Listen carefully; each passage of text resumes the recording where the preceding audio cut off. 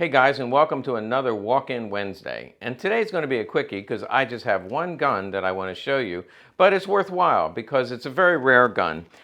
This is actually, you can see it marked right here on the holster, U.S. Air Force. Some of you will recognize it. It's a very rare gun, and again, that's why I just thought, well, I'll just do a quick video about this survival weapon. This was designed for bomber crews, fighter crews. It had to be very lightweight. This one is made by Smith & Wesson, and it was an Air Force contract in the early 50s. So to back up a little bit, after World War II, they wanted to have a weapon, a survival weapon, in the cockpit. Also, they were starting to use ejector seats. They, of course, wanted the pilot to have some type of protection when they got to the ground, sometimes in enemy territory. Now, if you're surrounded by the Chinese hordes or the Russian hordes or maybe used in Korea, I can't imagine this is going to hold off an army. Maybe it's designed to end your life if you know you're about to be taken prisoner, and that would be an unpleasant thing. I'm not sure. Certainly the manual doesn't say how it's to be used, but it is considered a survival weapon. The history of this particular design starts in 1951, probably 1950 they drew up the design, and Colt was the first one to make the first 1200. There's actually a video, I only found one video about this, and by the way, it's designated the M13, Model 13 Survival Revolver. So the M13, I found one video, and of course, Ian from Forgotten Weapons did one on the Colt variation. It's very similar. Mechanically, it has a few differences. If you take a look at a picture of the M13 Colt, it's very few differences. Of course, the Colt logo versus the Smith & Wesson logo. And one other difference that I thought was pretty cool, on the grip panel, instead of having the Colt logo, you actually see the Air Force logo. So they made about 1,200 of those in 1951. But then very quickly, 1953, Smith & Wesson took over the contract and made about 40,000 of them. They did make them from 1953 to 1957. So let's take a closer look at this one. I already showed you the holster, and you can see the U.S. Air Force, very simple holster. Most likely designed to be on a strap, probably for the pilot or bomber crew, somewhere on their chest. This would be carried, so if you're ejected from the plane, you automatically take it with you. You don't have to remember to go back and get it. The gun itself, let's take a closer look at that. This one, again, this is not the Colt model. This is the more common, not very common. 40,000 of them made, most of them destroyed. You do see, that first and foremost, this Smith & Wesson logo, both on the grip panel and on the frame. By the way, the grips are, one grip panel is numbered to the gun. If you happen to get your hands on one of these, you can check it out. So one of the ways it's easiest to see that this is the property of the U.S. Air Force is that you look at the back strap. Both the Smith & Wesson and the Colt will have that on the back strap. Now this can be faked, so you do want to make sure you take a look at the serial range. The serial number is found on the bottom. It begins with a C. But you can see right here on the bottom is the serial number, and if you break open the cylinder, you actually see the Air Force property number. If you look at the top of the revolver, you do see Revolver Lightweight and M13. So those are the general markings. Oh, there's one other that you can see, a P-proof, which is commonly used in the military as a military acceptance proof. So even though it was unsafe, it was accepted by the military. Perfect military logic. You're mad. Thank goodness for that, because if I wasn't, this would probably never work. And since I'm not going to shoot it, let me just point out, and of course the commercial variations of this pistol work the same way. It works in double action, both by pulling the trigger and letting the hammer drop, or cocking it and letting the hammer drop that way. If I just push the button forward, cylinder opens up pretty easily for loading and unloading the shells. If you look at the barrel, just a 2-inch barrel, on the one side it says Smith & Wesson, and on the reverse side you'll have 38 Special. Now, this isn't a new design. Actually, Colt and Smith & Wesson made these lightweight aluminum frame guns What makes this one different is they probably went a bridge too far. They made a lightweight aluminum frame, but they also made the cylinder aluminum. And that was because of the Air Force specifications. They wanted them as light as possible. That was probably a poor decision and ended up wasting a lot of money because these things failed fairly frequently. In fact, if you ever get one, it's highly recommended that you not shoot it. Ian, who shoots just about everything, said that he would not shoot one.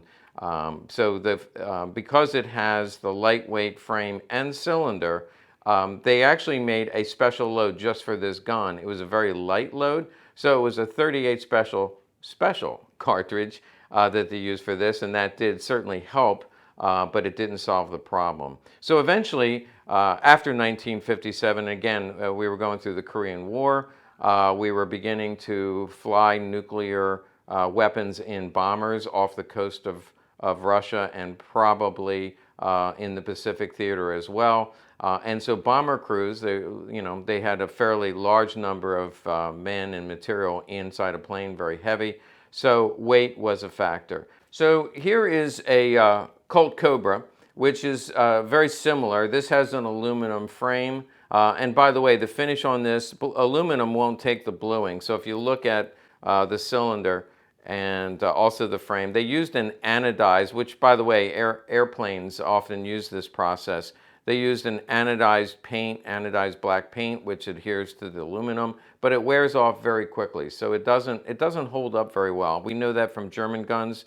The Germans were experimenting with aluminum frame guns when they were making the wartime and pre-war PPs and PPKs. We know that from previous videos. So this Colt Cobra is actually a little bit smaller, but I wanted to check out the weight differential because the defining factor that ruined the design was not the frame. The aluminum frame does work, but the aluminum cylinder is what caused the problem. So how much weight was actually saved by adding the aluminum cylinder? So if we take this to a scale, we can see that the Colt Cobra, again, a little bit smaller, so it's not that much of a fair test, is about 15 ounces, right about 15 ounces, a little over. And the M13 survival weapon is about 14 and a half. So they didn't save very much. Now this design is from the 60s. This Colt Cobra is from the 60s. Let's first take a look at the size. So I'm going to superimpose one over the other. You can clearly see that the frame is a little bit longer. Also the barrel is definitely thicker. So this Colt Cobra is smaller than the M13, and yet with the aluminum cylinder, which ruined the design, it really doesn't save much weight at all. So when you're thinking about whether a fighter pilot or a bomber pilot, the 1 ounce that we saved actually ruined the design of the gun. Now, the military, and you hear this, I'm not wanting to disparage the military, but once they put in an order, they tend to stick with it. They put in orders for these guns. They knew they had problems right away, but they went ahead and made 40,000 of them for about 4 years. At the end of that time, I guess there was enough of an outcry, probably for the men who from the men who carried them. They decided to destroy them all. So 40,000 of them were destroyed. Now, the only ones that survived, so this is a survival weapon that survived. I would imagine the only ones that had survived were ones that were issued to crew. They had them in their locker, or they had them set aside. Maybe it was under the front seat of their car. Wherever these were, they escaped being destroyed. So there are very few of them. I can't tell you how many are known, but I do know that if you try to find them online, they're very hard to find. Again, the Colt variation is rarer than the Smith & Wesson, but both of them are very hard to find. If you get one, obviously you can't shoot it, but it's a nice collectible piece. So to wrap up this Walk-In Wednesday, and because this is a quickie, still I want to give you just a quick overview of survival weapons. We actually, we talked about the Luftwaffe drilling. We did a whole video. Here's a link to that video, and you remember we talked about the Luftwaffe drilling. Its purpose, probably it was given out as gifts to officers in the Luftwaffe, but it did have a utility purpose, which was if you were downed, it would serve as a survival weapon in foraging for food.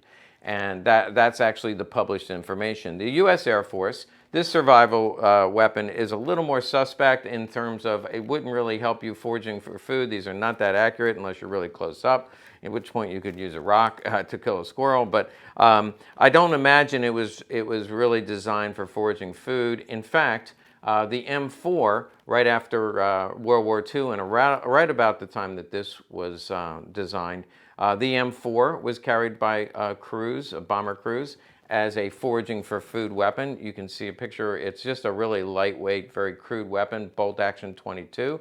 And then later, they came out with the M6, which I actually have seen at auctions and things, but this is just a lightweight 22.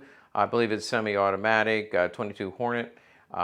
This was also, you could see the utility of having something where, again, you're either behind enemy lines or in the middle of a desert. It would allow you to forage for food, so that part of it makes sense. Now, I'm told today that the Air Force would carry just a regular service weapon, whether it's a Beretta or another service weapon. They would have that as their sidearm. But they also do carry a modified version of the M4 carbine, which they can break apart and carry in the cockpit with them if they're downed. It gives them a little more firepower to defend themselves, but also foraging for food. Hey, thanks for watching. A little bit offbeat in that I don't think I've ever shown you a Smith & Wesson before. So thanks for watching. Make sure you like and subscribe to our channel. And stay tuned because I'm coming at you with a couple more quickies.